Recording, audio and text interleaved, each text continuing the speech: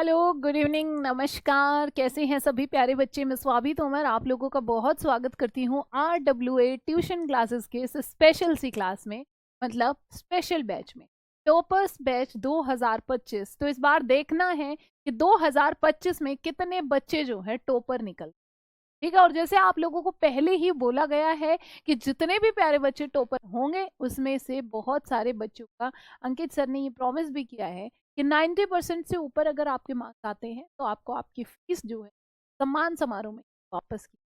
बात फीस की नहीं, सम्मान। और सम्मान बहुत बड़ी चीज। तो कितने बच्चे जो हैं तैयार हैं उस सम्मान के लिए, कितने बच्चे तैयार हैं सम्मान समारोह में आने के लिए, वो एक बार फटाफट से बताएंगे ऐसे हैंड्स अप करके, ठीक है। जो जो प्यारा बच्चा सम्मान समारोह में आना चाहता है इस बार के, और जो एक बेहतर परसेंटेज लेकर आना चाहता है, जो 90% से ऊपर नंबर लेकर आना चाहता है, ठीक है, फटाफट ऐसे हैंड्स अप कर देंगे एक बार वो सभी प्यारे बच्चे।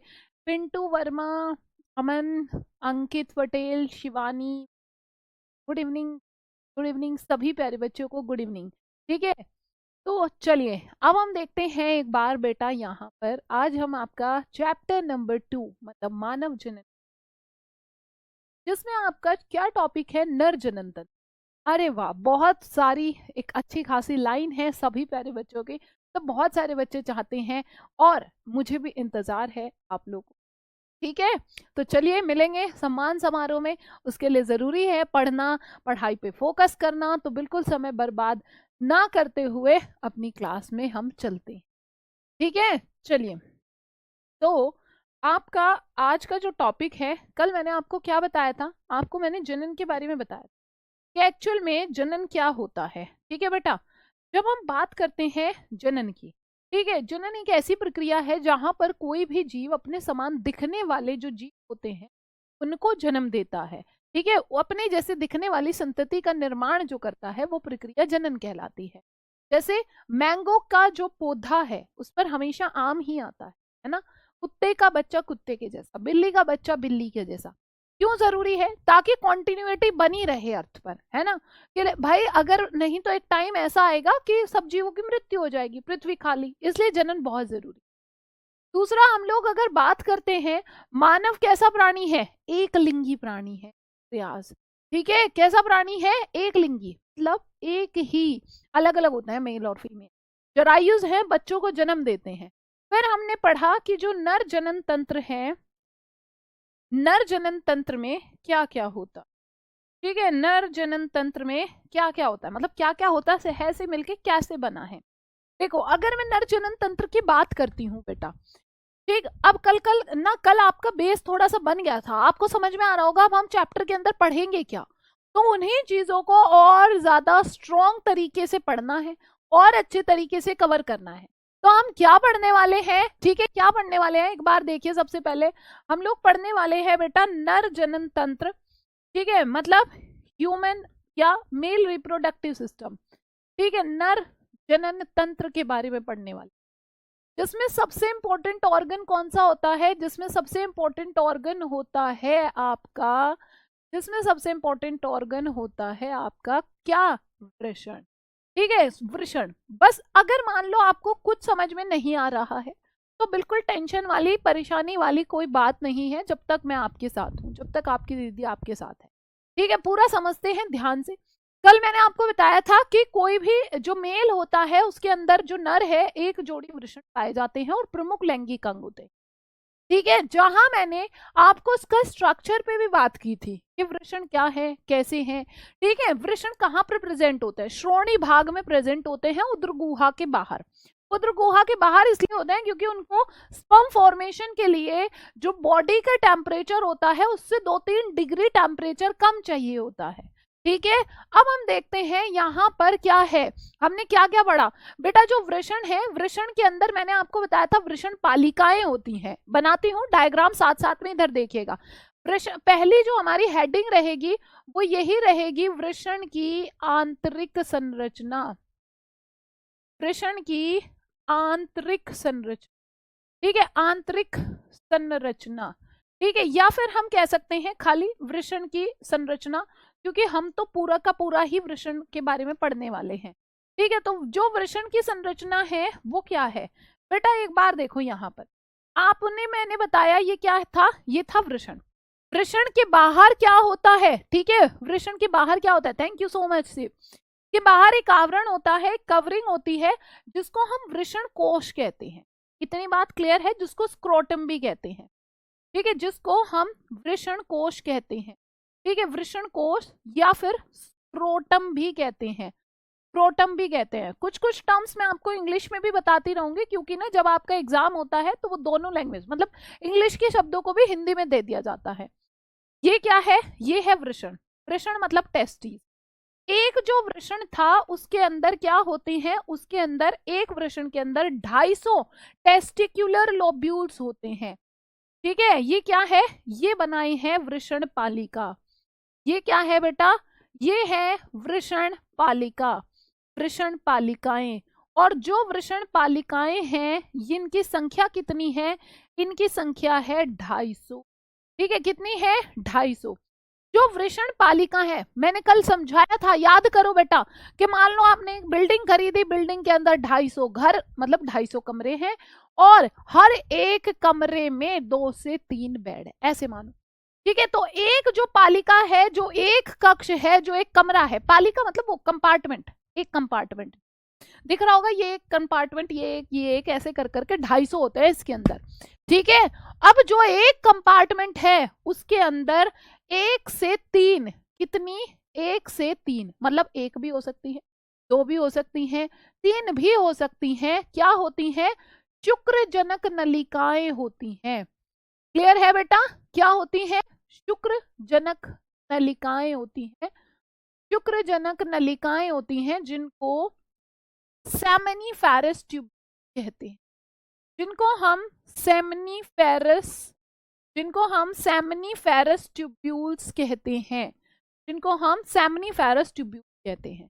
और ये जो वृषण पालिकाएं हैं, वृषण पालिकाएं क्या होती हैं बेटा, वृषण पालिकाओं को हम कहते हैं क्या, टेस्टिक्युलर लोब्यूल्स, ठीक है, इनको कहते हैं टेस्टिक्युलर लोब्यूल, ठीक है, टेस्टिक्युलर लोब्यूल, ठीक है, टेस्टिक्युलर लोब्यूल।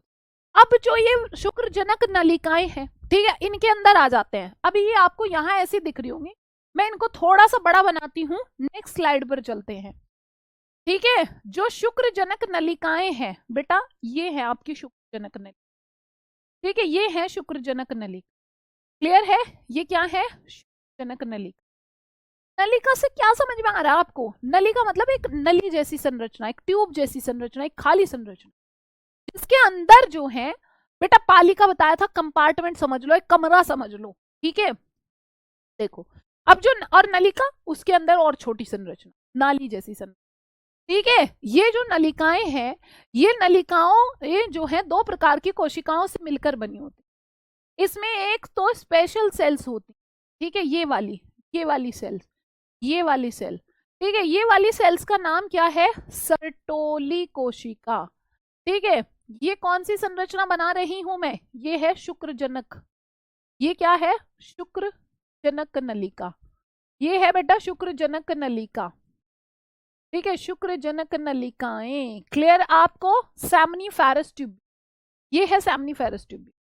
इसके अंदर आपने क्या देखा कि यहाँ पर ये एक स्पेशल टाइप की सेल्स है इसके अंदर, ठीक है, ये क्या है, एक स्पेशल टाइप की सेल्स है, जिनको हम सर्टोली सेल्स कहते हैं, ठीक है, जिनको हम क्या कहते हैं, जिनको हम सर्टोली सेल्स कहते हैं। और साथ में यहाँ पर एक और स्पेशल सेल होती है, ठीक है, साथ में यहाँ पर क्या होती है, एक और स्पेशल सेल होती है, ठीक है, जिनको हम क्या कहते हैं, जिनको नर जर्म कोशिकाएं कहते हैं, ये रही, ठीक है। 2 प्रकार की जो शुक्रजनक नलिकाएं हैं, वहां पर 2 तरह की कोशिकाएं होती हैं, जो मैंने ये बनाई है, इनका नाम है नर जर्म कोशिका, नर जर्म कोशिका। नर जर्म कोशिका को ही मेल जर्म सेल कहते हैं, इसको ही मेल जर्म सेल कहते हैं, मेल जर्म सेल कहते हैं, इसको ही स्पर्मेटोगोनिया कहते हैं, इसको ही स्पर्मेटोगोनिया कहते हैं। यही आगे जाके स्पर्म यानी के शुक्राणु को बनाएगी, ठीक है, इसी को शुक्रजनक कोशिका भी कहते हैं, क्लियर, शुक्रजनक कोशिका जो शुक्राणु बनाएगी, ठीक है, वेरी गुड मुनीश मौर्य, बहुत बढ़िया। ठीक है, देखो अब आपने देखा ये जो नर जन्म कोशिका है, इनसे जब आगे जाके शुक्राणु बनता है, तो ये लो मैंने शुक्राणु बना दिया यहाँ पर। ठीक है, ये शुक्राणु बना, ये शुक्राणु बन गया। क्लियर है, ये क्या बना है, ये बना है शुक्राणु। और ये जो शुक्राणु बना है बेटा यहाँ पर, ये शुक्राणु का ये वाली कोशिका कौन सी है जो येलो कलर से बनी है, ये है सर्टोली कोशिका। ठीक है, ये क्या है, ये है सर्टोली कोशिका। ये कौन सी कोशिकाएं हैं, ये है सर्टोली कोशिकाएं। ठीक है बेटा, ये कौन सी कोशिकाएं हैं, सर्टोली कोशिकाएं हैं। जो सर्टोली कोशिका है, ठीक है, जो सर्टोली कोशिका है, उनका काम क्या है, पोषण प्रदान करना। किसको, नर जर्म कोशिका को। और आपने देखा होगा यहाँ पर जो नर जर्म कोशिका है, उनका हेड यहाँ धसा हुआ है, किसमें, सर्टोली कोशिका में। ठीक है, इस बात को थोड़ा सा ध्यान से समझिए। देखो आपने जो सर्टोली कोशिका होती है, उनके अंदर जो स्पर्म है, स्पर्म का हेड ऐसे धसा रहता है, ताकि ये यहाँ से क्या कर सके, ताकि ये यहाँ से पोषण ले सके। ठीक है, ताकि ये यहाँ से पोषण ले सके। और आपने देखा ये इनका सिर जो है यहाँ धसा है इसके अंदर, तो ये पोषण के लिए, और ये बाद में इससे निकलता भी है। ठीक है, उस प्रक्रिया को आगे बढ़ेंगे। साथ में अब आपने देखा होगा जो ये शुक्रजनक नलिका है, एक नलिका ये है, एक ये है, इनके बीच में तो खाली जगह भी है। ठीक है, खाली जगह भी है। अब जो खाली जगह है वहां क्या होता है, जो ये खाली जगह है, ठीक है, यहाँ पर एक स्पेशल सेल होती है। ठीक है, यहाँ पर भी कुछ कोशिकाएं होती है। आपको देखो, एक शुक्रजनक नलिका ये हो गई, एक ये हो गई, इनके बीच में पर खाली जगह भी है। और जो खाली जगह है उन कोशिकाओं को कहते हैं interstitial cell. Interstitial cell, interstitial cell, अंतराली कोशिका, अंतराली कोशिका। ठीक है, अंतराली कोशिका कहते हैं। क्लियर है, और इन्हीं को और दूसरा नाम, एक और नाम दिया जाता है, लेडिग सेल भी कहते हैं। इन्हीं को लेडिग सेल भी कहते हैं, लेडिग कोशिका भी कहते हैं। और आप जो भी कॉपी या पेन लेकर बैठे हो, एक पॉइंट अपने दिमाग में अभी बता लो। ठीक है, अपने दिमाग में पूरे ध्यान से नहीं समझ सकते क्या? बिल्कुल समझ सकते हो निधि, किसने मना किया है पूरे ध्यान से समझने को? ठीक है, देखिए पहली बात तो मैं आपको एक बात आपको बता देती हूँ। यहाँ पर दो बातें हैं। पहली बात तो ये है कि जो नर जनन तंत्र है वो खुद में बहुत इंपॉर्टेंट हो। 5 नंबर में अकेला पूछा जाता है नर जनन तंत्र। सोचो 5 नंबर का 2 क्वेश्चन है बेटा। 2 क्वेश्चन कौन कौन से हैं?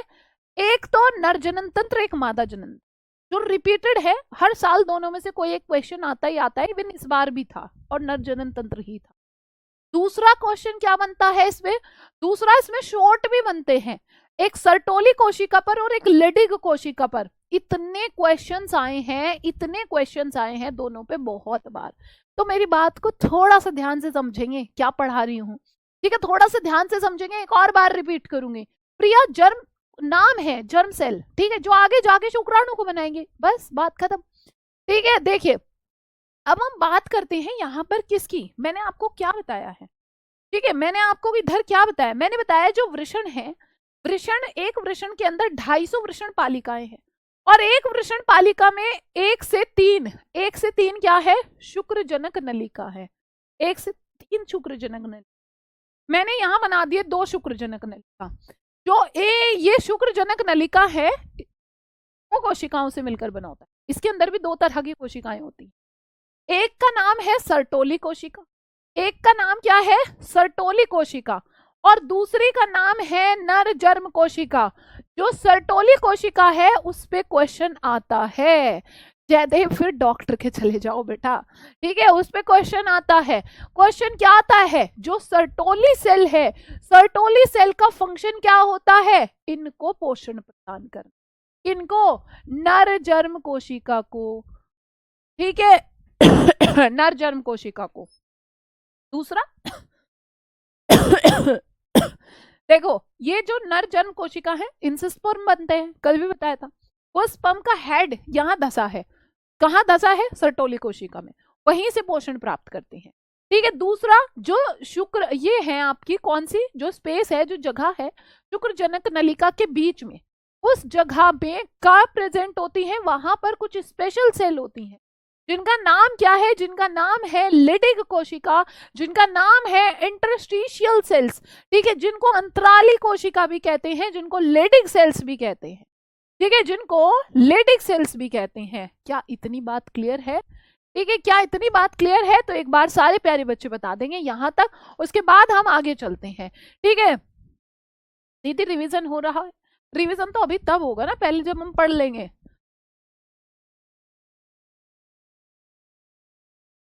देखो, जो इंटरस्टिशियल सेल है, इनका काम क्या है? हाँ, डायग्राम बनाओ। डायग्राम, अगर आपने डायग्राम बना दिया पेपर में पूरे नंबर मिलेंगे। ठीक है, पूरे नंबर मिलेंगे, काहे टेंशन ले रहे हो? ठीक है, चलो देखते हैं जो लिडिग सेल्स हैं इनका फंक्शन क्या है। बेटा, ये एक हार्मोन को प्रोड्यूस करती हैं। ठीक है, ये क्या करती हैं? जो लिडिग सेल है, जो लेडिग सेल है, ठीक है, जो लेडिग सेल, ठीक है, लेडिग सेल का कार्य पे सबसे ज्यादा क्वेश्चन है। ठीक है, लेडिग जो कोशिका है इन पे सबसे ज्यादा क्वेश्चन। अच्छा, एक बात को सारे प्यारे बच्चे ध्यान से सुनेंगे, कल आपकी क्लासेस ऑफ रहेंगी ये वाली। ठीक है, ये वाली क्लासेस ऑफ रहेंगी। जो आपकी 3 बजे क्लास चलती है एनसीईआरटी सीरीज, एनसीईआरटी सीरीज चलेगी सेम टाइम। ठीक है, सारे बच्चे ध्यान से सुनेंगे। शाम को जो आपकी 5 बजे क्लास होती है वो कल और परसों 2 दिन, यानी कि सैटरडे और संडे ऑफ रहेगी। ठीक है, आपकी जो 3 बजे वाली क्लास होती ही है एनसीईआरटी सीरीज, वो ऑन है, जहां पर आप क्वेश्चंस के आंसर कैसे लिखे वो सीख के चलेंगी क्लासेस। ठीक है, और अब आपकी जो ये क्लास है इसको आगे कंटिन्यू किया जाएगा कब? मंडे। 5 वाली क्लास को आपका मंडे में कंटिन्यू। ठीक है बेटा, क्लियर सारे प्यारे बच्चों को? Thank you Manoj. ठीक है, चलो, तो जो लेडिग सेल्स हैं इनका फंक्शन क्या है? इनका फंक्शन होता है बेटा, ठीक है बेटा, उनका फंक्शन होता है पुंजन हार्मोन को सिक्रिएट करना। ठीक है, कौन सा हार्मोन? पुंजन, जिसको एंड्रोजन भी कहते हैं। ठीक है, एक हार्मोन को स्रावित करती है। जो लेडिग कोशिका है ये क्या करती हैं? एक हार्मोन को स्रावित करती हैं। ठीक है, हार्मोन को स्रावित करती हैं, और वो कौन सा हार्मोन है? ठीक है, कौन सा हार्मोन है? पुंजन हार्मोन। ठीक है, पुंजन यानी कि जिसको एंड्रोजन भी कहते हैं। और ये जो एंड्रोजन है ये क्या करता है? जो नर लैंगिक, मतलब नर लैंगिक हार्मोन टेस्टोस्टेरोन, ठीक है, इसी की वजह से फिर आगे जाके क्या, किस चीज का सिक्रेशन होता है? मेल का जो सबसे इंपॉर्टेंट हार्मोन होता है टेस्टोस्टेरोन हार्मोन। ठीक है, जैसे फीमेल्स के अंदर सबसे इंपॉर्टेंट हार्मोन्स होते हैं 2। ठीक है, फीमेल्स के अंदर कौन से हार्मोन होते हैं बेटा? फीमेल्स के अंदर होते हैं एस्ट्रोजन, प्रोजेस्टेरोन। और मेल के अंदर कौन सा होता है? टेस्टोस्टेरोन होता है। क्लियर है? मेल के अंदर कौन सा हार्मोन होता है? टेस्टोस्टेरोन होता है। जो टेस्टोस्टेरोन हार्मोन है ये क्या कंट्रोल करता है? ठीक है, इसका काम क्या है? एक तो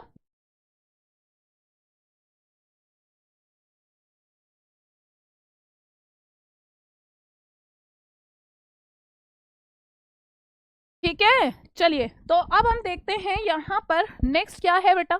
नेक्स्ट है जो टेस्टोस्टेरोन होता है। ठीक है, जो टेस्टोस्टेरोन हार्मोन है इसका काम क्या है? 2 चीजों को कंट्रोल करता है ये। 2 चीज कौन सी? द्वितीयक लैंगिक लक्षण जो होते हैं। ठीक है, क्या होते हैं? जो द्वितीयक लैंगिक लक्षण जो होते हैं। ठीक है, जो नर के अंदर जो द्वितीयक लैंगिक लक्षण जो होते हैं उनको कंट्रोल करता है। द्वितीयक लैंगिक लक्षण कौन से होते हैं? सेकेंडरी सेक्सुअल कैरेक्टर्स जो आते हैं मेल के अंदर। ठीक है, जिनको हम क्या कहते हैं? जिनको हम कहते हैं secondary sexual character, secondary sexual character. ठीक है, और जो सेकेंडरी सेक्सुअल कैरेक्टर है ये कौन से हैं? सेकेंडरी सेक्सुअल कैरेक्टर होते हैं, जैसे आपने देखा होगा लड़कों का एक एज पे जब वो 12-13 वर्ष की आयु में पहुंचते तो बेटा उनकी आवाज में थोड़ा बदलाव आ जाता है ना। लड़कों की आवाज में क्या होता है, थोड़ा सा बदलाव आ जाता है। साथ में और क्या होता है, जब उसके अलावा क्या है, लड़कों की दाढ़ी आने लगती है। अगर मैं पावरफुल की बात करूं, ठीक है, अभी सारे लड़के खुश हो जाएंगे, देखना अभी सारे लड़के खुश हो जाएंगे। तो दूसरा, लड़कों में अगर मैं स्ट्रॉन्ग होने की बात करूं, स्ट्रेंथ की बात करूं, तो कौन, लड़के जो है ज्यादा स्ट्रॉन्ग होते हैं। ठीक है, लड़कों का अगर मैं मस्कुलर डेवलपमेंट की बात करूं तो बेटा क्या है, नहीं मेरी सारी क्लासेस बंद नहीं रहेंगी, कल आपकी ऐप वाली क्लासेस बंद रहेंगी। ठीक है, आशीष मैम जी वॉइस चेंज हो जाते हैं बेटा, सुबह से मतलब बोलते बोलते वॉइस चेंज हो जाती है। ठीक है, तो जो लड़कों के अंदर टेस्टोस्टेरोन है, देखो सारे लड़के कितने खुश हो रहे हैं, हम उनको लग रहा है हम स्ट्रोंग हैं। ठीक है, पर वो सारा का सारा खेल बेटा आपका नहीं है, वो हार्मोन का है। कौन से हार्मोन का है, टेस्टोस्टेरोन, जिसके कारण क्या है, लड़कों के अंदर जैसे बियर्ड डेवलपमेंट होता है। ठीक है, बियर्ड डेवलपमेंट होता है। ठीक, बियर्ड डेवलपमेंट से क्या मतलब है, दाढ़ी आना। ठीक है, जो मस्कुलर डेवलपमेंट होता है, मस्कुलर डेवलपमेंट ये जो है आपके पेपर में नहीं पूछा जाएगा, पर ये आपको पता होना चाहिए, ये आपको पता होना चाहिए। ठीक है, और क्या होता है, मस्कुलर डेवलपमेंट, बियर्ड डेवलपमेंट होता है। लड़कों की आवाज का बदलना, ठीक है, लड़कों की आवाज का बदलना। अब देखो, जब आप छोटे होते हो और आपके पास किसी का फोन आ जाए तो आप पहचान नहीं पाओगे कि वो लड़का है या लड़की है ना, क्योंकि सेम आवाज होती है। तो जब लड़के 12-13 यानी कि प्यूबरिटी वाली एज में जाते हैं, तो तब ये टेस्टोस्टेरोन सिक्रेट होना शुरू हो जाता है। उस टाइम से लड़कियों की आवाज अलग और लड़कों की आवाज अलग। ठीक है, तो वो यही रीजन होता है कि जो लड़कों की आवाज बदलती है। ठीक है, लड़कों की आवाज बदलती है। ठीक, ये इतनी चीजें क्लियर है। दूसरा, और ये क्या काम करता है, एक तो द्वितीयक लैंगिक लक्षणों को कंट्रोल करता है, दूसरा बेटा ये जो है शुक्राणु का जो निर्माण होता है, ठीक है, उसके लिए भी रिस्पॉन्सिबल होता है। ठीक है, शुक्राणु का जो निर्माण होता है। आपसे पेपर में क्या पूछा जा सकता है, देखो पेपर में पूछा जा सकता है शॉर्ट क्वेश्चन। शॉर्ट क्वेश्चन में पूछा जाएगा टेस्टोस्टेरोन का कार्य क्या है, जिसमें मैंने आपको 2 कार्य लिखवाए। एक तो द्वितीयक लैंगिक लक्षण जो आते हैं वो टेस्टोस्टेरोन के कारण आते हैं। दूसरा, जो शुक्राणु का निर्माण होता है, क्या मैम ऐसे पॉइंट्स में लिखे, बिल्कुल लिखो, फर्स्ट डाल के ये लिखो, सेकंड डाल के ये लिखो।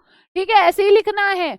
और इसमें है क्या, द्वितीयक लैंगिक लक्षण है क्या, द्वितीयक लैंगिक लक्षण ये मैंने आपको अपने आप से बताए हैं, ये नहीं पूछा जाएगा आपसे। है बेटा, जैसे आवाज बदल जाती है, मस्कुलर डेवलपमेंट, बियर्ड डेवलपमेंट होता है लड़कों में।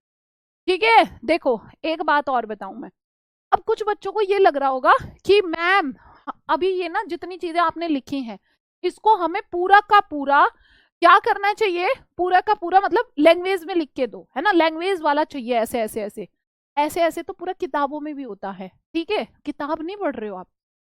देखो राजन यादव कह रहे हैं, क्या मैंने जो एनसीईआरटी वाली सीरीज चल रही है वहां आपको सिखाया ना आंसर्स कैसे करते हैं। ठीक है, एनसीईआरटी वाली सीरीज है ही इसलिए कि जो जो चीजें मैं आपको यहाँ थियरी में पढ़ा रही हूँ बेटा, हम थियरी तो किताबों में लिखी है, ऐसे लाइन टू लाइन पढ़ने का कोई फायदा नहीं है, वो चीजें समझ में ही नहीं आएंगी। किताबें आपके पास हैं, बताओ क्या समझ में आता है जब आप उसको खुद से खोल के बैठते हो पढ़ने। बता दो कितने बच्चे ऐसे हैं जिसको खुद से आ जाता है, नहीं आता। चीजों को समझना है फ्लो चार्ट की फॉर्म में, चीजें ऐसा ना हो मैं पढ़ाऊं और यहां से चली जाए, चीजें ऐसी हो मैं पढ़ाऊं और यहां जाए, है ना। तो ये सबसे बेस्ट तरीका होता है, इसमें आप पढ़ो और उसको खुद की लैंग्वेज में हम लिख सकते हैं। बाकी लिखवाने की पूरी जिम्मेदारी मेरी है और वो मैं आपको करवाती भी हूँ एनसीईआरटी वाली क्लास में। तो टेंशन ना लो, अगर आपके ये कॉन्सेप्ट क्लियर हैं तो आपको लिखने में कोई दिक्कत ही नहीं आनी। वहां मैं डेली सिखा भी रही हूँ आपको एनसीईआरटी सीरीज में कैसे आंसर करना है, वो ज्वाइन करो। ठीक है, एनसीईआरटी सीरीज कहाँ चलती है, RWA tuition classes YouTube channel पर है। ठीक है, ट्यूशन चैनल पर है और जिसकी टाइमिंग है शाम को 3 बजे, ये क्लास ज्वाइन करो। ठीक है, दोनों क्लासेस बेनिफिशियल है। और क्लास क्यों चलाई है ये एनसीईआरटी सीरीज, इसीलिए चलाई है बेटा ताकि आपका फायदा हो। ठीक है, चलो अब हम देखते हैं आगे। हाँ, अब वापस आ जाते हैं थोड़ा सा पीछे। ठीक है, पीछे कहाँ आना है हमें, हमें यहाँ आना है। ठीक है, ये क्या है, वृषण की आंतरिक संरचना। इतना शुक्रजनक नलिकाओं तक समझ में आ गया आपको। अब आपको समझ में ये आ रहा होगा, NCERT series Monday to Saturday YouTube पर RWA ट्यूशन चैनल जो है आपका उस पर चलती है, उस पर क्लियर है, और दोनों क्लासेस आपके लिए जरूरी है। ठीक है, ये चीजें सीखो यहाँ, ये पूरा लाइन टू लाइन समझ में नहीं, कॉन्सेप्ट्स क्लियर होने चाहिए, आंसर खुद पे आ जाएगा आपका।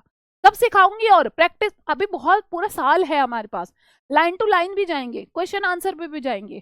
ठीक है बेटा, चलिए अब हमारा यहाँ तक हो चुका है, सब क्लियर है। अब इसके बाद देखो, इसके बाद देखो क्या होता है। जो शुक्राणु का निर्माण है वो कहाँ होगा, शुक्रजनक नलिका के अंदर। पर उसके बाद कहाँ जाएंगे ये शुक्राणु, ठीक है, उसके बाद कहाँ जाएंगे शुक्राणु, ये समझना है। तो चलिए अब हम चलते हैं आगे।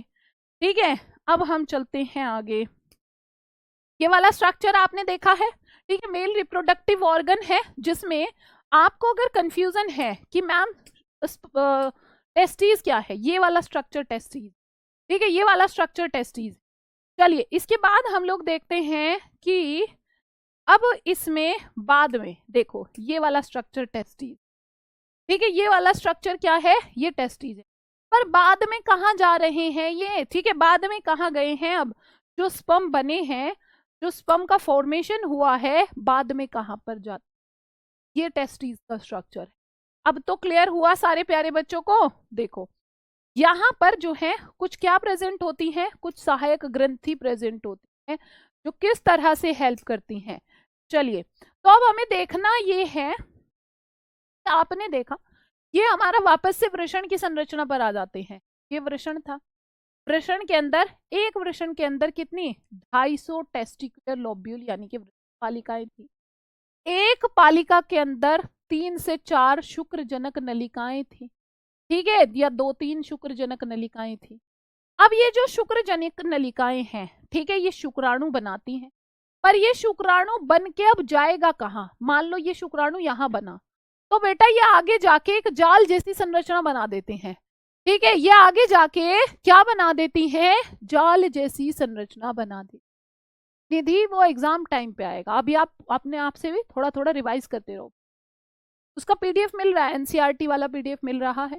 देखो जिसमें आपने क्या देखा भाई, इनको अलग कलर से करते हैं, पता ही नहीं लग रहा, डिफरेंशिएट नहीं कर, ठीक है। अब ये क्या करेंगे, जो शुक्रजनक नलिकाएं हैं ये सारी की सारी यहाँ आके पूरा का पूरा एक जाल जैसा, एक गुच्छे जैसी संरचना, और ये जो गुच्छे जैसी संरचना बनाई है, ठीक है, ये जो गुच्छे जैसी संरचना बनाई है, इसको क्या कहते हैं, इसको कहते हैं वृषण जालिका।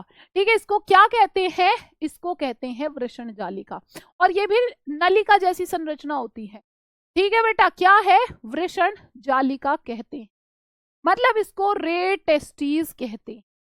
क्लियर है, क्या कहते हैं, रे टेस्टीज, रे टेस्टीज कहते हैं।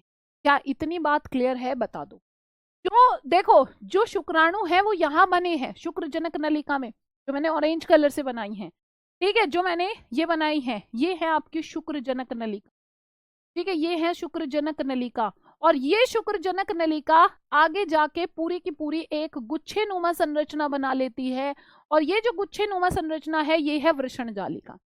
फिर बेटा ये आगे जाके खुलती हैं, ठीक है, फिर ये आगे जाके खुलती, जब ये आगे जाके खुलती हैं, जहां पर ये खुलती हैं उनको क्या बोला जाता है, शुक्रवाहिकाएं। ठीक है, फिर ये आगे जाके खुल रही हैं, आगे जाके ये फिर खुल रही हैं, जिनको हमने क्या बोला है, जिनको हमने शुक्रवाहिका कहा है। ठीक है, जिनको हमने क्या कहा है, शुक्रवाहिका कहा है।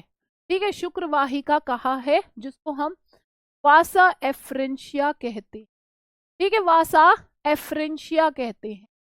उसके बाद क्या होता है, ठीक है, उसके बाद क्या होता है, उसके बाद बाहर आके ये क्या बनाती है, एक और संरचना। ठीक है, उसके बाहर क्या होती है, एक और संरचना होती है। देखो अगर कंफ्यूजन हो रहा है तो हम ऐसे नंबर भी डाल सकते हैं, पहले नंबर पे वृषण जालिका थी, दूसरे नंबर पे ये शुक्रजनक, सबसे पहले नंबर पे तो शुक्रजनक नलिका आएंगी ना, शुक्रजनक नलिका से हमने शुरू किया है यहाँ पर। ठीक है, पहले शुक्रजनक नलिका, ठीक है, पहले क्या है, शुक्रजनक नलिका है, दूसरे नंबर पे वृषण जालिका, तीसरे नंबर पे ये शुक्रवाहिका में आके खुली है, और उसके बाद जो है ये एक संरचना में आके खुलती हैं, जिसको हम क्या कहते हैं, जिसको हम एपिडाइडमिस कहते हैं। ठीक है, जिसको हम क्या कहते हैं, यहां आकर ये खुलती हैं। इस संरचना को हम अधिवृषण कहते हैं। ठीक है, इस वाली संरचना को क्या कहते हैं, अधिवृषण कहते हैं। अधिवृषण का मतलब क्या होता है, अधिवृषण का मतलब होता है एपिडाइडमिस। ठीक है, क्या होता है, एपिडाइडमिस, एपी, ठीक है, एपिडाइडमिस, क्लियर, एपिडाइडमिस। ठीक, और ये ऊपर क्या था, ये था वासा एफरेंज। ठीक है, ये था वासा एफरेंशिया। ठीक है, वासा एफरेंज, क्लियर। देखो, अब हो सकता है कुछ बच्चों को कंफ्यूजन हो। ठीक है, कुछ बच्चों को कंफ्यूजन हो, कंफ्यूज नहीं होना। ठीक है, कंफ्यूज नहीं होना, कोई बात नहीं। अगर हो सकता है नहीं समझ में आया, अगर आपको 20% भी समझ में आ रहा है ना, तो कोई टेंशन वाली बात नहीं है। होता है, मुश्किल है, जब हम पहली बार पढ़ते हैं कोई नई चीज तो मुश्किल लगती है, कोई बात नहीं, नॉर्मल है। पर जब हम उसी चीज को, अगर वो हम 4 बार पढ़ चुके और तब भी मुश्किल लग रहा है, तब दिक्कत है। पहली बार पढ़ा है, मुश्किल लग रहा है, याद नहीं हो रहा, कोई बात नहीं। ठीक है, सबके साथ होता है, मेरे साथ भी हुआ होगा, जो मुझे याद नहीं है। ठीक है, मतलब जब हम सब स्टूडेंट थे तो एक वो टाइम पीरियड सबकी लाइफ में आता है। ठीक है, अगर नहीं समझ में आए एक और बार रिपीट करूंगी। ठीक, चलो अब देखिए यहाँ पर क्या है।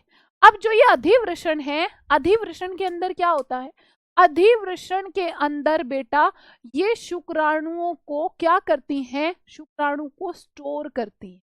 ये शुक्राणु को टेम्परेरी तौर पर स्टोर करती हैं। ठीक है, कैसे स्टोर करती हैं, टेम्परेरी। ठीक है, टेम्परेरी टाइम के लिए ये क्या करती हैं, उनको स्टोर कर लेती। ठीक, टेम्परेरी स्टोर कर लेती हैं कुछ टाइम के लिए। उसके बाद जो शुक्राणु जाते हैं आगे, ठीक है, इसके बाद आगे जाते हैं शुक्राणु कहाँ पर बेटा, आगे जाके मतलब एक, फिर ये एक नली का नुमा संरचना में जाके खुलती है, और उस संरचना को हम कहते हैं शुक्रवाहक। ठीक है, ये एक संरचना में जाके खुलती है, जिस संरचना का नाम, ठीक है, 3rd 4th नंबर पे आपका ये आ गया अधिवृषण, और अब 5वें नंबर पे आपका क्या आएगा, ये आएगा आपका शुक्रवाहक। ठीक है, अब क्या है, शुक्रवाहक। ठीक है, शुक्रवाहक। ठीक है, शुक्रवाहक नेक्स्ट यहां पहुंच जाएगी, जिसको हम क्या कहते हैं, जिसको कहते हैं वासा डिफरेंस। ठीक है, वासा डिफरेंस कहते हैं। क्लियर इतनी बात। ठीक है, चलो अब हम एक बार और समझते। हो सकता है छोटे छोटे प्यारे प्यारे बच्चे हैं जिनको समझने में थोड़ी सी दिक्कत हो रही हो। ठीक है, मैंने क्या बताया, वापस समझेंगे, वापस सुनेंगे नए डायग्राम के साथ। मैंने बताया है जो शुक्राणु का निर्माण होता है वो वृषण के अंदर होता है, पर वृषण के अंदर कहाँ होता है, इसके अंदर बहुत सारी क्या होती हैं, टेस्टिकुलर लोब्यूल वृषण पालिकाएं, जिसके अंदर 1 से 3 शुक्रजनक नलिकाएं होती हैं। और ये जो शुक्रजनक नलिकाएं हैं, इनके अंदर जो शुक्राणु बने हैं, देखो मान लो ये शुक्राणु बने, ये शुक्राणु बन गए इसके अंदर, बढ़िया है। ठीक है, शुक्राणु ही तो बनने थे, पर ये शुक्राणु अब जाएंगे कहाँ। ठीक है, इनको फीमेल रिप्रोडक्टिव ट्रैक्ट तक पहुंचाना है, कैसे जाएंगे पर, ठीक है, वो रास्ता देखना है हमें। तो बेटा देखो यहां पर अब आके ये पूरा एक जो है कैसी संरचना बना लेते हैं, एक गुच्छे नुमा संरचना बनाते हैं यहां आकर। क्लियर है, ये पूरी एक गुच्छे जैसी संरचना बना दी। बताओ क्या ये जाल जैसा लग रहा है ना ऐसा लग रहा है। देखो एक तो होता है खुली खुली संरचना, नली जैसी संरचना तो ये होती है, एक है ये वाली संरचना, क्या लग रहा है, मकड़ी का जाला, जाल, जाल जैसा। जो मकड़ी के जाल जैसा है इसको वृषण जालिका कहा है, वृषण जालिका कहा है। बेटा किसकी संरचना पढ़ रहे हैं, वृषण की तो पढ़ ही रहे हैं, और ये संरचना कैसी है, जाल जैसी, तो इसको नाम दे दिया वृषण जालिका। ठीक है, चलो उसके बाद अब जो यहाँ शुक्राणु बने थे वो इस जाल जैसी संरचना से होते हुए बेचारे अब जो है कहाँ एंटर करेंगे, इसके बाद आगे फिर ट्यूब जैसी, नली जैसी संरचनाएं हैं, जिनका नाम है शुक्रवाहक, जिनका नाम है शुक्रवाहिका, वासा एफरेंशिया, जिनका नाम क्या है, जिनका नाम है शुक्रवाहिका। और शुक्रवाहिका के अंदर वापस से ये शुक्राणु अब एंटर करते। ठीक है, यहां पर पहुंच गए अब शुक्राणु, और इसके बाहर क्या संरचना है, इसके बाहर है बेटा एक और संरचना जिसको हमने एपिडाइडमिस कहा है, जिसको हमने अधिवृषण बोला है। यहां पर ये शुक्राणु आते हैं, कुछ टाइम के लिए स्टोर हो जाते हैं, रेस्ट करते हैं बेचारे। अब इसके बाद क्या है, अब इसके बाद आगे फिर वही नली जैसी संरचना यहां से निकलती है, जिसको नाम दिया है शुक्रवाहक। शुक्रवाहक मतलब वासर डेफरेंस। अब जो शुक्राणु यहाँ थे वो यहां से यहां पहुंच गए, यहां पहुंच गए। बताओ क्या इतनी बातें क्लियर हैं जितना आपको पढ़ाया है? एक बार बता दो फटाफट, ठीक है? मैं जब तक यहाँ नाम लिख रही हूँ, कौन कौन सी संरचनाएं हमने पढ़ी हैं, नर जनन तंत्र के भाग कौन कौन से थे? ठीक है, जब हम नर जनन तंत्र पढ़ते हैं तो नर जनन तंत्र के भाग कौन कौन से? नर जनन तंत्र के भाग। तो बेटा नर जनन तंत्र के भाग में अगर मैं बात करूं, सबसे इंपॉर्टेंट जो पार्ट हमने पढ़ा है, एक तो हमने पढ़ा है वृषण। ठीक है, क्या होने चाहिए? एक जोड़ी तो होने चाहिए भाई वृषण। ठीक है, एक जोड़ी क्या हो? वृषण। और क्या हो? ठीक है, clear clear clear clear. Okay, बहुत बढ़िया सारे प्यारे बच्चों को। मैम पीडीएफ कहाँ से ले? जहां आप क्लास देख रहे हो ना उसके नीचे ही मिलेगा। ठीक है, बाय वाला हार्ट भेज दो भाई फिर तो। ठीक है, एक बार बाय वाला हार्ट भेजेंगे सभी प्यारे बच्चे जो है, सभी प्यारे बच्चे बाय वाला हार्ट भेज। ठीक है, एक सेकेंड रुक। सभी प्यारे बच्चे जो है एक बार बाय वाला हार्ट भेजेंगे। देखो ये रहा पुरुष जनन तंत्र का जो ये शरीर है, ठीक है, कहाँ पर होता है? शरीर के जो श्रोणी क्षेत्र होता है, पेल्विस रीजन में होता है। कैसे बना होता है? भाग कौन कौन से हैं? एक जोड़ी वृषण। कुछ सहायक नलिकाएं होती हैं, कुछ क्या होती हैं? कुछ सहायक ग्रंथि होती हैं, कुछ क्या होती हैं? कुछ सहायक नलिकाएं, कुछ बाह्य जनेंद्रिय होती। सारे के सारे पार्ट्स को डिस्कस करेंगे, जिसमें से हमने सिर्फ और सिर्फ अभी किसको डिस्कस किया है? हमने जो है सिर्फ और सिर्फ वृषण के बारे में पढ़ा है, सिर्फ टेस्टिस के बारे में पढ़ा है। सुनो सुनो सुनो, सारी सारी चीजें पढ़ेंगे, क्यों टेंशन ले रहे हो? ठीक है, इसके बाद हम लोग चलते हैं आगे कि कौन कौन से जो इसके भाग हैं जो इसको हेल्प करते हैं। ठीक है, कौन कौन से इसके भाग हैं जो इसमें क्या कर रहे हैं, जो इसमें हेल्प करते हैं। ठीक है, अब देखो जो सहायक नलिका है, ठीक है, जो सहायक नलिका है, वो सहायक नलिकाएं कौन कौन सी सहायक नलिकाएं हैं? ठीक है, कौन कौन सी सहायक नलिकाएं हैं? एक तो मैंने बताया है वृषण जालिका। ठीक है, बताया ना अभी? सबसे पहले वृषण था, वृषण के अंदर ये पालिका हो गई, शुक्रजनक नलिकाएं हुई, यहां से ये सारी जाके एक पॉइंट पर इकट्ठी होती हैं, और जहां ये इकट्ठी होती हैं जाल जैसी संरचना वृषण जालिका कहलाती है। फिर ये निकली एक और ट्यूब जैसी संरचना जिनको शुक्रवाहक बोला। फिर अधिवृषण, ये अधिवृषण हो गया। फिर शुक्रवाहक, ठीक है, फिर इससे एक और संरचना निकलती है जिसको हम शुक्रवाहक कहते हैं। इतनी बात क्लियर है? यहां तक ये ऑर्गन्स के बारे में हम पढ़ चुके। ठीक है, अगर इतनी बात क्लियर है, और जो कि बहुत सारे बच्चों को है भी, अब हम चलते हैं उसके बाद कैसे होता है।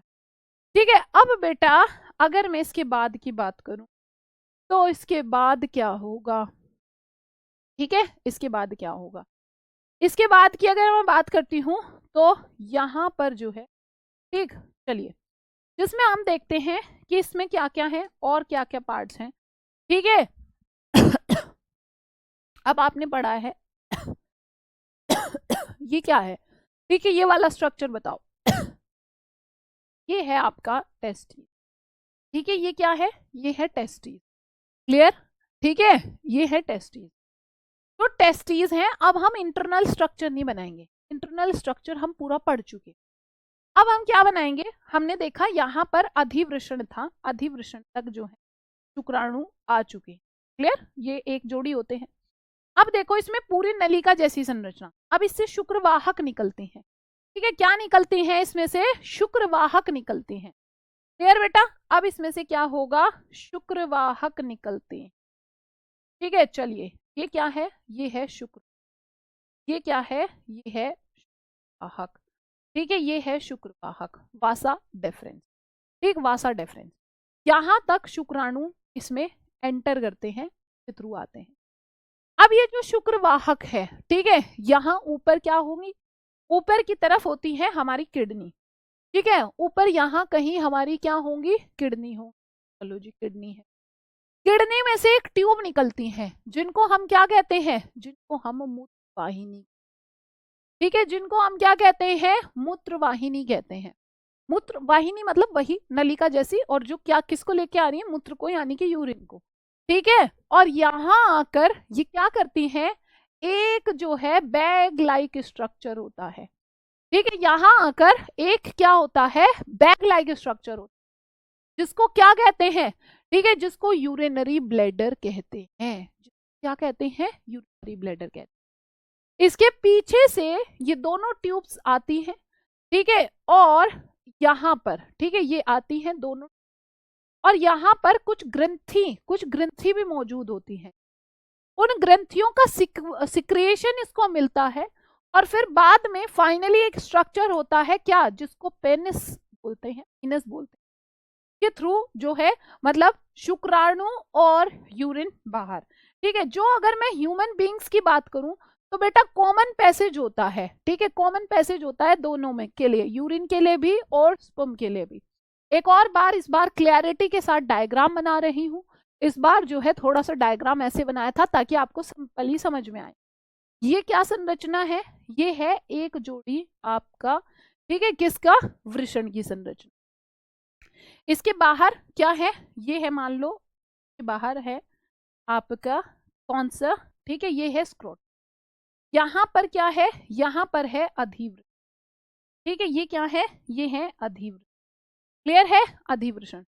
यहाँ से एक ट्यूब जैसी संरचना निकलती है, ठीक है, यहाँ से जो है एक ट्यूब लाइक स्ट्रक्चर जो है इसमें से अराइज हो, ठीक है, ये है शुक्रवाहक, लेबलिंग भी करेंगे, ये क्या है, ये है शुक्रवाहक, जिसको वासा डेफरेंस।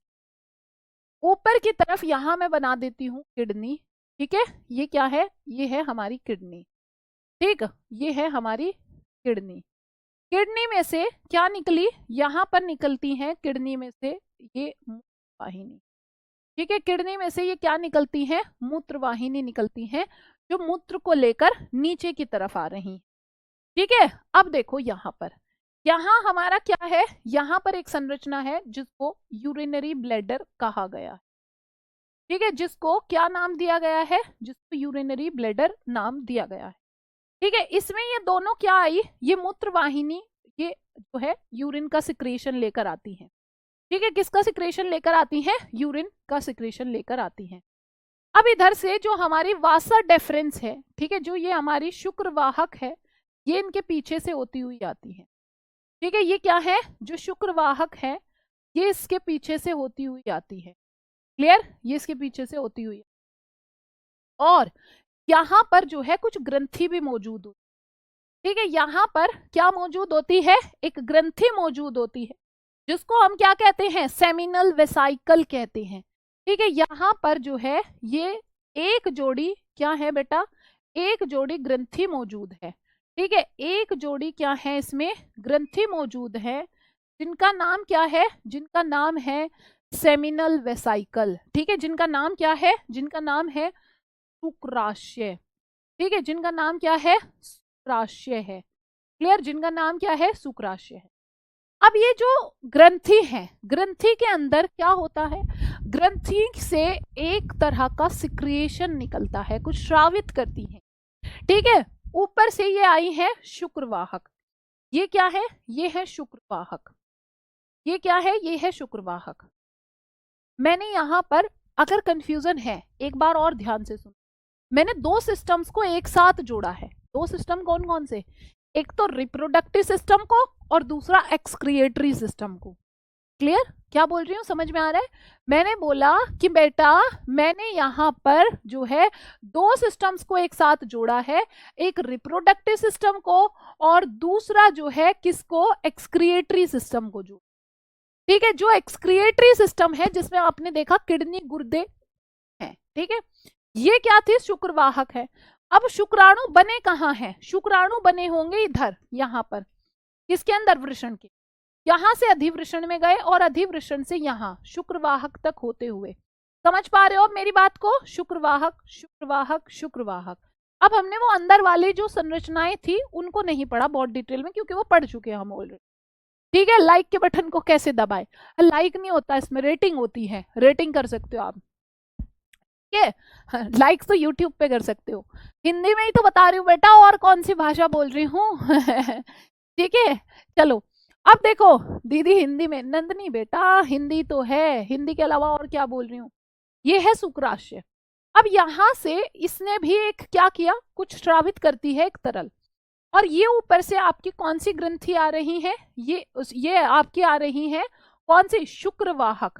शुक्रवाहक आती है और इनको क्या कर लेती है? इनको ज्वाइन कर लेती। ठीक है, शुक्रवाहक आती है और इनको ज्वाइन कर लेती हैं। साथ में जो आपकी कौन सी आई है? जो आपकी ये आई है, ठीक है, जो आपकी मूत्र वाहिनी आई है और जो आपके शुक्रवाहक आई हैं, इन सबका एक ही जगह आके, कॉमन उसमें आके सबका सिक्रेशन यहाँ आके खुलता है। ठीक है, सबका सिक्रेशन यहाँ आके खुलता है कॉमन जगह पे, और फिर उसके बाद नीचे की तरफ ये फिर जुड़े होते हैं, एक और ग्रंथि मौजूद है नीचे। ठीक है, यहाँ पर एक और ग्रंथि मौजूद होती है, और वो जो ग्रंथि है, एक और जो ग्रंथि है, उस ग्रंथि को क्या नाम दिया गया है? उस ग्रंथि का नाम है प्रोस्टेट ग्लैंड। ठीक है, उस ग्रंथि का नाम क्या है? Prostate gland.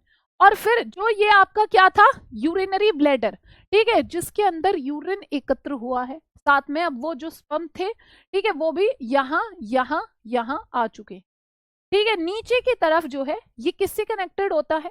ठीक है, बाद में जो है बेटा ये कनेक्टेड होता है पीनस से। ठीक है, और जो स्पर्म यहाँ पर आए थे अब वो, और यहाँ पर एक और पेयर, एक और ग्रंथि होती है जिसको copper gland, bulbo urethral gland भी कहते हैं। जिसको हम क्या कहते हैं? जिसको कॉपर ग्लैंड भी कहते हैं। ठीक है, जिसको क्या कहते हैं? जिसको कॉपर ग्रंथि भी कहते हैं, जिसको कॉपर ग्रंथि भी कहते हैं, कॉपर ग्लैंड भी कहते हैं। ठीक है, ये शुक्राशय थी, और यहाँ पर आपकी कौन सी ग्रंथि है? प्रोस्टेट ग्लैंड है। ठीक है, यहाँ पर क्या है आपकी? फिर है प्रोस्टेट ग्लैंड। ठीक है, फिर क्या है? Prostate gland. ठीक है, प्रोस्टेट ग्रंथि, क्लियर। और यहाँ से जो शुक्राणु है, अब वो यहाँ पर होते हुए साथ में इन सारी ग्रंथियों का सिक्रेशन लेते हुए जो है पीनस के थ्रू बाहर। ठीक है, ये कॉमन पैसेज है किसके लिए? ह्यूमन बींग्स में, जो मैंने आपको बताया है, यूरिन के लिए भी और स्पर्म के लिए भी। ठीक है, हाँ, इनको बल्बो यूरेथ्रल भी कहते हैं बेटा। जो नाम है ग्रंथियों के वो वही रहेंगे। ठीक है, वो वही रहेंगे। कॉपर ग्लैंड वही नाम रहेगा। ठीक है, चलो अब हम देखते हैं यहाँ पर क्या है। हाँ, कल ऐप पे क्लास नहीं होगी। ठीक, ये आपका, ये देखो यहाँ से क्या आया होगा? किडनी से ये यूरिन, यहाँ से यूरिन। ठीक है, यूरिन और स्पर्म दोनों के लिए सेम पैसेज है, कॉमन पैसेज है। क्या आप इतनी सी बात को कनेक्ट कर पा रहे हो या नहीं कर पा रहे हो? ठीक है, चलो देखते हैं एक और बार। जब आपने देखा यहाँ पर जो मेल रिप्रोडक्टिव, ये टेस्टिस है, यहां से गए, यहां से होते हुए, ठीक है, जिसमें आप क्या देख पा रहे हो कि टेस्टिस के अंदर आपने क्या देखा?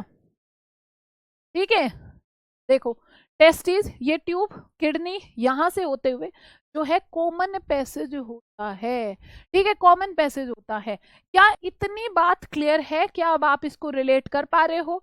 और ठीक है, अगर कंफ्यूजन है तो एक बार प्लीज क्लास के बाद, ठीक है, इतना भी मुश्किल नहीं है, हमने पूरा स्ट्रक्चर को 2-2, 3-3 बार पढ़ा है, तो एक बार जरूर उसको रिवाइज करना है। ठीक है, जिसमें आपने देखा कि कहाँ से स्पर्म कहाँ बन रहे हैं? वृषण के अंदर। वहां से कहां पर गए? जो इस ट्यूब अधिवृषण में।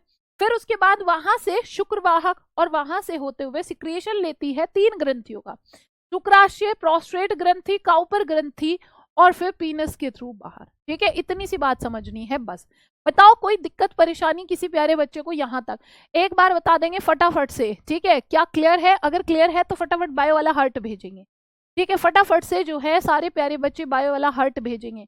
कल की क्लास जो है आपकी YouTube पर होगी, सेम टाइम 3 बजे, NCERT वाली सीरीज में। कल आपकी क्लास ऐप पर नहीं होगी। ठीक है, और साथ में परसों संडे में तो ऑफ ही रहेगा पूरा। ठीक है, चलिए अब इससे आगे का हम जो है परसों पढ़ेंगे। मतलब मंडे। और अगर किसी को कोई भी कंफ्यूजन है किसी भी तरह का, तो प्लीज एक बार रिवाइज जरूर करें, ठीक है, एक बार रिवाइज जरूर करें अगर कोई नया नाम लग रहा है। ठीक, चलिए तो वापस मिलेंगे कब, कल, कल शाम 3 बजे। ठीक है, तब तक के लिए बाय बाय। सभी प्यारे बच्चों को पढ़िएगा, रिवाइज जरूर करिए।